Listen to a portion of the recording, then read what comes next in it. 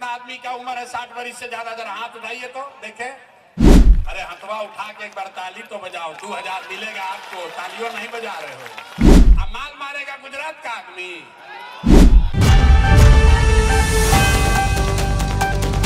नमस्कार, मेरा नाम है अदिति। आपने देखना शुरू कर दिया है एकदम कड़क पर तो वोट बिहार के लोगों का, अब माल मारेगा गुजरात का आदमी। ना सुनाई नहीं दिया, बोलो भाई, होगा ऐसा ना? वोट आप ही लोग दिए हैं। इस बार अगर गलती होगा तो समझ लेना। वोट अगर बिहार के आदमी का है तो माल कौन मारेगा? बिहार का आदमी की गुजरात का आदमी? तो अगर इस बार अपने बच्चों के लिए रोजगार लाना है, अपने अपने बच्चों को यहीं पर रोजगार दिलाना है, तो निश्चित तौर पर जन सुराज को ही लेकर आना है। और दूगो बात और याद कर लीजिए, जन सुराज का वादा है। हमने कहा है कि ये अंतिम बदहाली है, बदहाली वाला छठ है। तो दिसंबर महीना से नवंबर में बनेगा जन सुराज। जन सुराज की सरकार बनेगी तो दिसंबर महीना से जिसका जिसका उम्र हो गया 60 वर्ष, कितना आदमी का उम्र है 60 वर्ष से ज्यादा? जरा हाथ उठाइए तो देखे। तो जेकरा जेकरा 60 वर्ष से ज्यादा उम्र हो गया, आपको नीतीश कुमार दे रहा है 400 रुपया भीख पेंशन में। तो जन सुराज का पहला निर्णय कि जितना लोग का उम्र है 60 वर्ष से ज्यादा, उसको दिसंबर 2025 से 2000 रुपया पेंशन मिलने लगेगा। अरे हथवा उठा के एक बार ताली तो बजाओ। 2000 मिलेगा आपको, तालियों नहीं बजा रहे हो। कितना लोग है यहाँ खेती करने वाला? कौन कौन लोग है खेती करने वाला? जरा हाथ उठाइए। बहुत लोग, सब खेती करने वाला। तो जिस खेती करने वालों के लिए जन सुराज ने क्या कहा कि मनरेगा को खेती से जोड़ दिया जाएगा। अगर आप खेती करते हैं तो मजदूर आपका मुफ्त में मनरेगा से मिलेगा। जो मन है वो खेती आप कीजिए। ये जन सुराज का वादा है। तो छठ के बाद खुशहाली आएगा कि नहीं आएगा? 2000 रुपया मिलने लगेगा तो 60 साल के आदमी, 60 साल से ऊपर के उम्र के आदमी के लिए जीवन में खुशहाली आएगा कि नहीं आएगा? और जो खेती करने वाला है उसको मजदूर मनरेगा से मिलने लगेगा तो उसका जीवन खुशहाल होगा कि नहीं होगा? तो एक और बात सुन लीजिए, यहाँ बहुत महिला लोग बैठा है। आप लोग को तो रोजगार चाहिए ना, महिला लोग को कुछ कमाने का उपाय चाहिए ना भाई। तो जन सुराज ने वादा किया है कि जब ये जन सुराज की सरकार नवंबर में बनेगी तो दिसंबर से सरकारी गारंटी पर बैंक से आप कर्जा लीजिए और बैंक को सूद कितना देना है? ब्याज 4 रुपया, खाली 4 रुपया सालाना। अभी नीतीश कुमार चला रहा है जीविका, इसमें आपसे ले रहा है 30 रुपया सालाना ब्याज। और हम लोग कह रहे हैं खाली 4 रुपया ब्याज पर सरकारी गारंटी पर रुपया लीजिए और अपने अपने घर में रोजी रोजगार शुरू कीजिए। खुशहाली आएगा कि नहीं आएगा? आएगा ना भाई। एक और अंतिम बात सुन लीजिए, जिसका जिसका यहाँ बच्चा है पढ़ने वाला 15 साल से कम उम्र का, आपका बच्चा, गरीब का बच्चा जा रहा है सरकारी स्कूल में पढ़ने, तो पिलुआ वाला खिचड़ी खिला के नीतीश कुमार भेज रहा। तो जब जन सुराज का सरकार बनेगा तो सरकारी स्कूल जब सुधरेगा तब सुधरेगा। ये तो सुधरने वाला एक दिन में नहीं है, लेकिन जन सुराज के सरकार में ये सुविधा आपको होगी कि अगर सरकारी स्कूल अच्छा नहीं है तो आप अपने बच्चा को प्राइवेट स्कूल में भेजिए, अंग्रेजी स्कूल में, और उसका फीस सरकार के ओर से भरा जाएगा।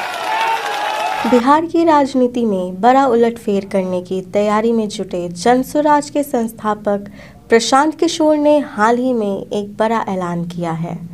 उन्होंने वादा किया है कि अगर बिहार में जन सुराज की सरकार बनती है तो राज्य को देश के 10 अग्रणी राज्यों में शामिल करने के लिए 5 महत्वपूर्ण योजनाओं को तुरंत लागू किया जाएगा। ये योजनाएं न सिर्फ युवाओं, किसानों और महिलाओं के लिए फ़ायदेमंद होगी, बल्कि बुजुर्गों और शिक्षा व्यवस्था को भी मजबूत करने का काम करेगी। तो आइए जानते हैं जन सुराज सरकार की इन 5 बड़ी घोषणाओं के बारे में विस्तार से। पहली योजना, युवाओं का पलायन पूरी तरह से रोकने का वादा।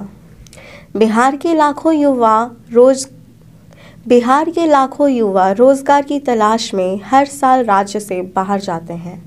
जनसुराज का कहना है कि अगर उनकी सरकार बनती है तो युवाओं का पलायन पूरी तरह से बंद किया जाएगा।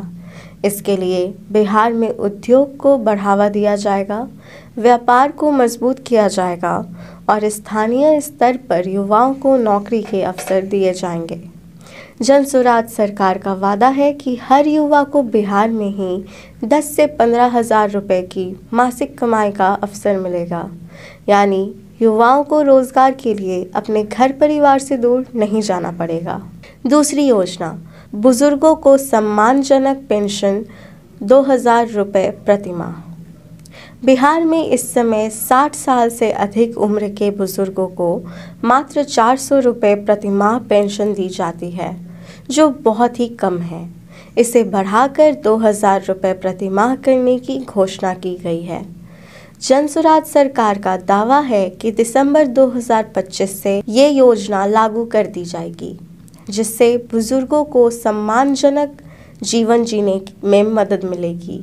तीसरी योजना, किसानों को खेती से बेहतर कमाई देने की योजना। बिहार के किसान आर्थिक तंगी और संसाधनों की कमी के कारण खेती से उचित मुनाफा नहीं कमा पाते। जनसुराज का कहना है कि उनकी सरकार मनरेगा को खेती से जोड़ेगी।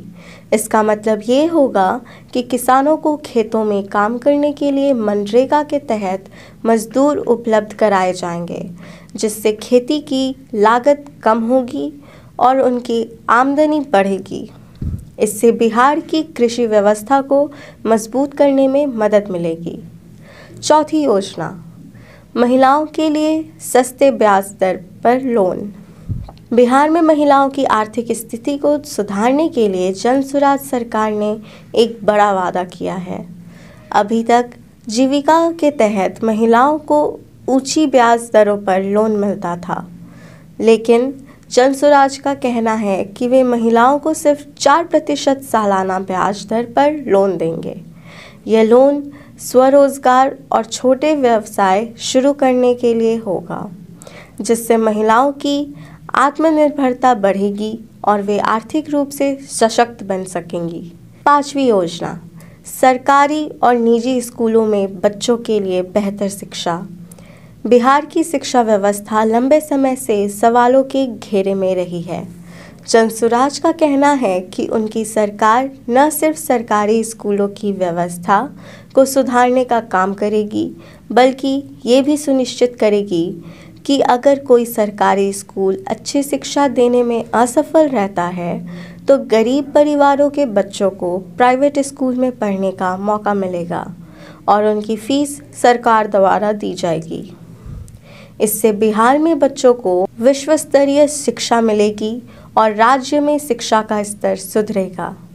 जनसुराज के संस्थापक प्रशांत किशोर के इस ऐलान ने बिहार की राजनीति में एक नई बहस को जन्म दे दिया है। अगर उनकी सरकार बनती है तो इन वादों को पूरा करना कितना संभव होगा, ये तो समय ही बताएगा।